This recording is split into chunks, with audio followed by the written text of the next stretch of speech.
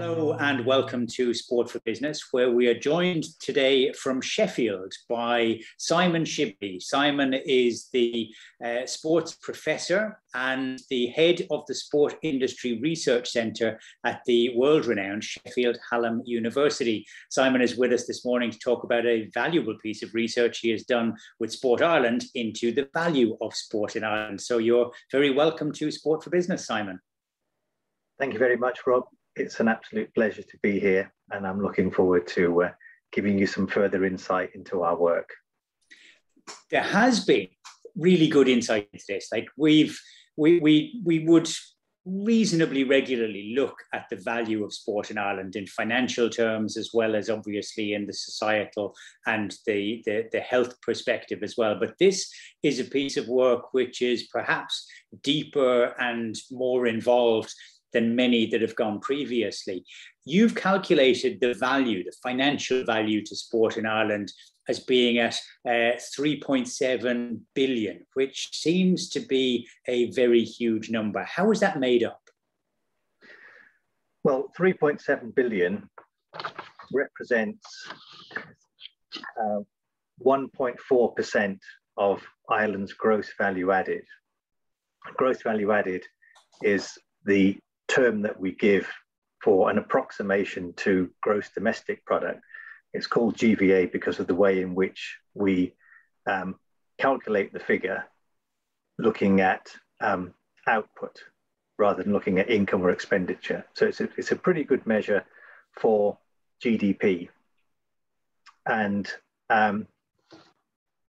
how we do it is very transparent. We use what we call a national income accounting model, whereby we look at the flows of income and expenditure between 7 different sectors of the economy and capture that activity from their income and expenditure statements and the flows between them.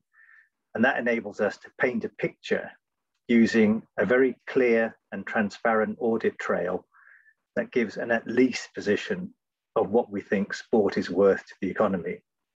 See, the problem with the national income accounting approach is that within the accounts of large nations who use a standardized approach to measuring their industries, there isn't really such a thing as a sport industry. So you have to go looking for it in other industries. And so the way that we've done this national income accounting approach is pretty much adopted across Europe. And the 2 people in my team who led on that work are the leading authorities in Europe for this kind of approach. And the nice thing about it is, I mean, obviously it is a very big number. And when you're more familiar from a sporting point of view with the individual constituent parts, whether it be buying a new pair of runners or buying a ticket to go to a match or subscribing to Sky Sports or whatever all of those elements are, and we will come back to those.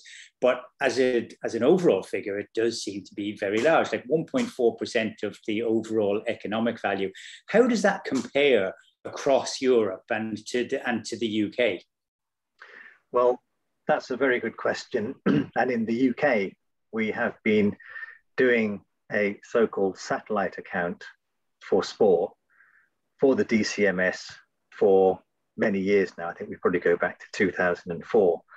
The latest figures from the UK indicate that the GVA attributable to sport is 2.1%.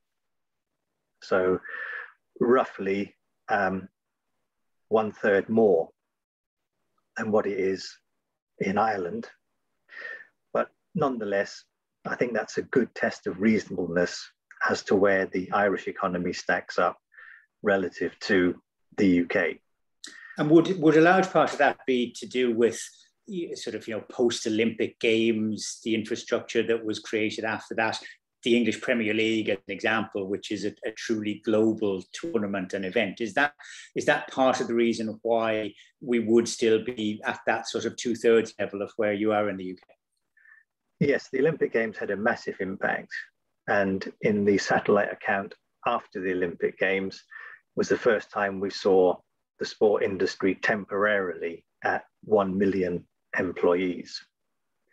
And yes, as you say, the property rights of the Premier League and other sporting competitions are global, and that explains the difference in part.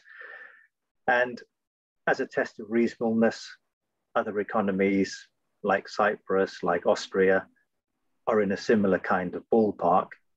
Austria, interestingly, is probably the largest in the EU of the nations that we've looked at, because the massive importance of the skiing industry during the winter, and then the hiking industry in the same locations during the summer when the snow has melted. But anywhere between 1 and 2.5% is what we recognize, but every now and again you'll get an outlier like Austria, which is quite big for perfectly understandable reasons.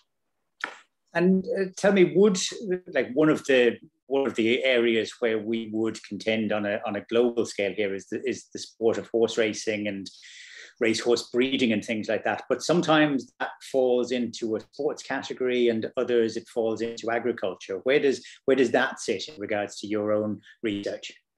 Well, it's part of the overall figure. It would be difficult to disaggregate it and say, of whatever measure you want, this amount is attributable to horse racing. But it is possible to do that. I think it was 5 years ago now, we did what's known as a satellite account for golf, which identified the specific value of that sport on an all-island basis. And it would be imminently feasible to do something similar for big sports in Ireland, like horse racing, or indeed like GAA sports. Okay, I think it'll be interesting to come back to golf again in the coming years, because we've got the Open Championship is coming back to Royal Portrush in 2005, and then we've of course got the Ryder Cup landing in Adair Manor in Limerick in 2007. Some of the numbers we've been looking at in highlighting different areas of the report, because it is a very substantial piece of work. One of those is in employment, and we've got 64,080 people, or at least full-time equivalents, that we can attribute to working in sport at the moment. You say that that's the highest number which has ever been recorded within Ireland and the sports economy. Is there any particular reason you think why that might have become a much more important and a bigger part of what sport is as an employer? Well, I think there are two key reasons. The first one is that the sport industry as a whole has grown significantly. So I have in front of me the figures from 2008 and 2018. And it's worth saying that we did work in partnership with Indicon on the 2008 report. If you look closely at that report, you'll see that Sheffield Hallam University is on it. And what we're looking at is an increase in consumer expenditure of 55%, GVA of 27%, and employment of 33%. So the first thing is that as more people participate in sport and physical activity, which is borne out by the Irish Sport Monitor, then you need more infrastructure to be able to support that. And the human infrastructure, of course, is represented by jobs. I had made the point about that, the fact that over this past decade, we have had a substantial flood of money going into building those capital projects. And it is heartening to see that the human infrastructure which is needed to leverage those and to make them work has actually come through there as well. Those are the jobs, but we've also got a strong sense of pride, perhaps, in the nature of Irish sports people as being volunteers. you've attributed a value of 1.5 billion to the volunteering aspect of that as well. Is that something which is an outlier in European terms? No, I think the point about the volunteering is that has grown significantly.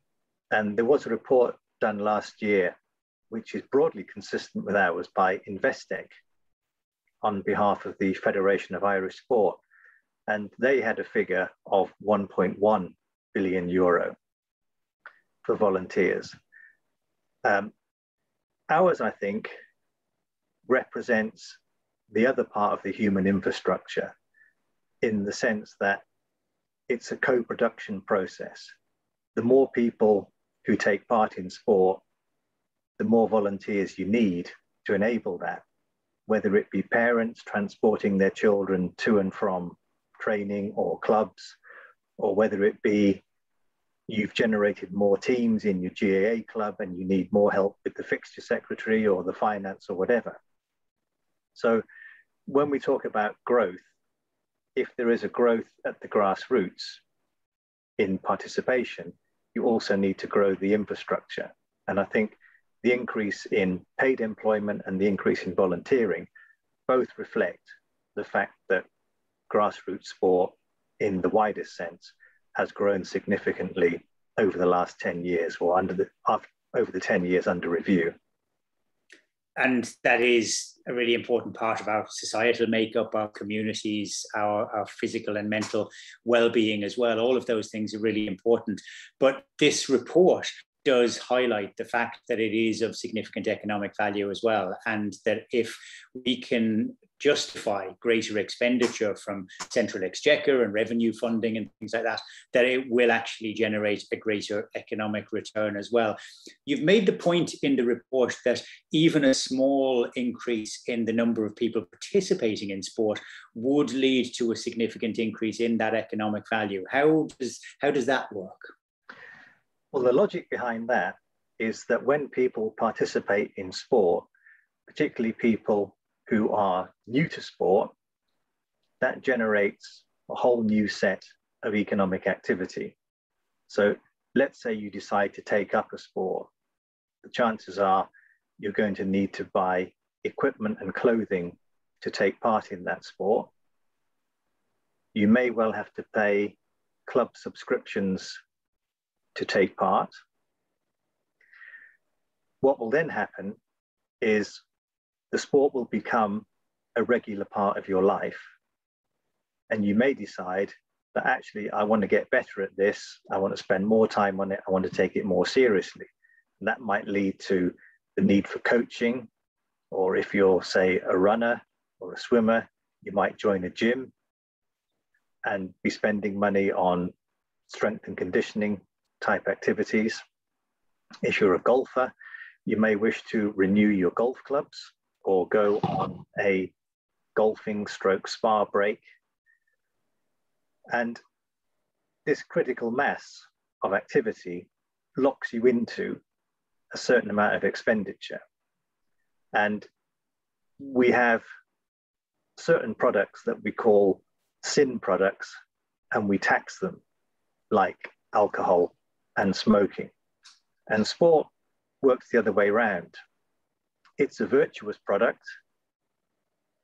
It does us good. Therefore, we spend more as we become addicted to it.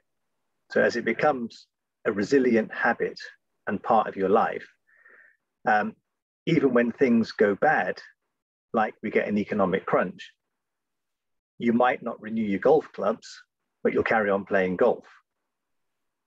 You might not renew your gym membership, but you will continue going for a run. You will need new trainers and so on. And so what we see is that the sport industry probably generates employment at twice the rate of most other sectors. You know, part of that is the jobs are not the highest paid, apart from at the professional level, but nonetheless, in order to have the infrastructure in place, you need people to enable sporting opportunities to happen. And whether that be paid employees or volunteers, in a way, doesn't really matter. But the net effect is the economic activity that is levered by one person making the decision to go from doing nothing to do something, for that something to become a resilient habit, is a very worthwhile economic accelerator.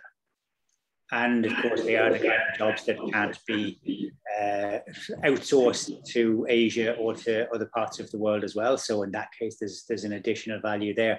It is the very living example of a virtuous circle. And we are acutely familiar, obviously, with the physical and the mental well-being benefits of sport, the community boost that it gives.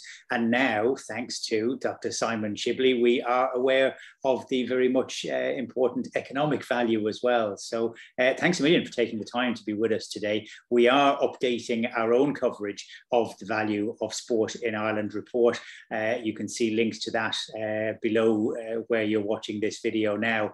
And it has been a real pleasure. I'm sure that we will have this conversation again in the not too distant future. Simon Shibli, thank you very much. Thank you, Rob. It's been a pleasure.